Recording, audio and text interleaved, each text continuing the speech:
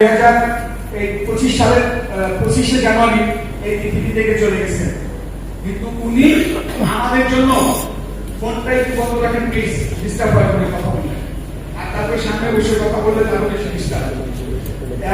আমি ইবিন মাজার স্যারকে একটু বলবো, একটু আপনারা একটু খেয়াল রাখবেন। আমরা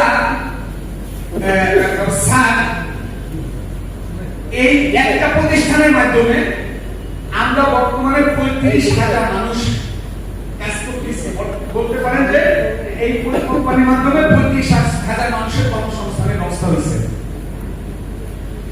আমি যখন নতুন আপনাদের মতো স্যারের কিছু কথা আমি এই প্রতিষ্ঠানে কাজ করার সিদ্ধান্ত নেওয়ার ক্ষেত্রে ভূমিকা আছে।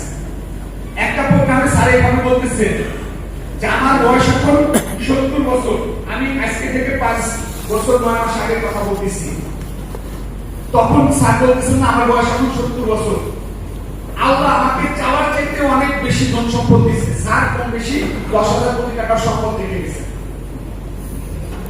আমি টাকা সম্পদ দৌলত অর্জনের জন্য যে ব্যবসা যে প্রতিষ্ঠানগুলো তৈরি করছি, এগুলো আমার যৌবন বয়সে তৈরি করছি।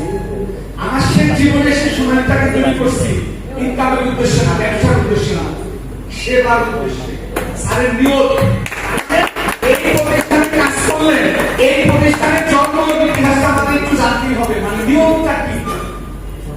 সে বলতেছে যে এই প্রতিষ্ঠানের মাধ্যমে অনেক মানুষ উপকৃত হবে, অনেক মানুষের কর্মসংস্থান হবে, তারা আমার জন্য দোয়া করবে, যেটা আমার সদগায়ে জারি হিসেবে কাজে লাগবে, আমার পরপরের হিসাবে কাজ সহজ হবে। এই নিয়ত, এই উদ্দেশ্যে স্যার এই প্রতিষ্ঠানটাকে তৈরি করছে। যেহেতু নিয়ত সহি, নিয়ত ভালো, এই কারণে আল্লাহর রহমতে আমাদের এই কোম্পানিটার উপরে আল্লাহর রহমত ঢেলে ঢেলে বর্ষিত হচ্ছে। কিছু ব্যাপারে আমরা শেয়ার করলে আপনারা বুঝতে পারবেন। যেহেতু নিয়ত সহি, এই জন্য আমাদের আল্লাহ অনেক বরকত দিচ্ছেন আমাদের বিজনেসে। এই কথাটা শোনার পর আমার কাছে মনে হয়েছে যে এই লেভেলের একজন মানুষ, উনি কিন্তু বিজিএম এর ফাউন্ডার প্রেসিডেন্ট, গার্মেন্টস মালিকদের যে সংগঠন, ওনার হাত থেকে উনি 2 বার সভাপতি ছিলেন বিজিএম এর।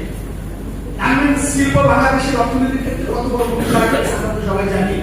গার্মেন্টস সেক্টরে কত মানুষের কর্মসংস্থান হচ্ছে আমরা জানি। স্যার বলতেছে যে গার্মেন্টস সেক্টরে যেহেতু আমি কিছু ভূমিকা রাখতে পারছি, আমি ইন্স্যুরেন্স একটা সেবাধর্মী ব্যবসা, এই সেক্টরে আমার জীবন দশে কিছু ভূমিকা রেখে যেতে চাই। উনি বাংলাদেশের প্রথম সোয়েটার ফ্যাক্টরি না, যখন বাংলাদেশের সোয়েটার ফ্যাক্টরি কাজ করছিল না, উনি চায়না হংকং থেকে 50 জন টেকনিশিয়ানকে বাংলাদেশে এনে তাদের মাধ্যমে বাংলাদেশের লোকজনগুলোকে প্রশিক্ষণ দিয়ে ফ্যাক্টরি স্টার্ট করেন। সোয়েটারের জন্য বলা হয় আমাদের এই স্যার। উনার মতো একজন শিল্পপতি, বাংলাদেশের প্রথমসারি শিল্পপতি, উনি যখন উনার নিয়ত এরকম, উনার মুখে যখন এরকম কথা বের হয়েছে, তখন আমার কাছে মনে হয়েছে যে আমি যদি এই লোকটার সাথে থাকি, আমি যদি এই প্রতিষ্ঠানে কাজ করি, আমি কখনো কোন জায়গায় ঠেকবো না, আমাকে ছোট হতে হবে না। আমি এই চিন্তা করে সিদ্ধান্ত নিই। আল্লাহর রহমতে 5 বছর 9 মাসে আমাদের টিমে আমার থেকে শুরু করে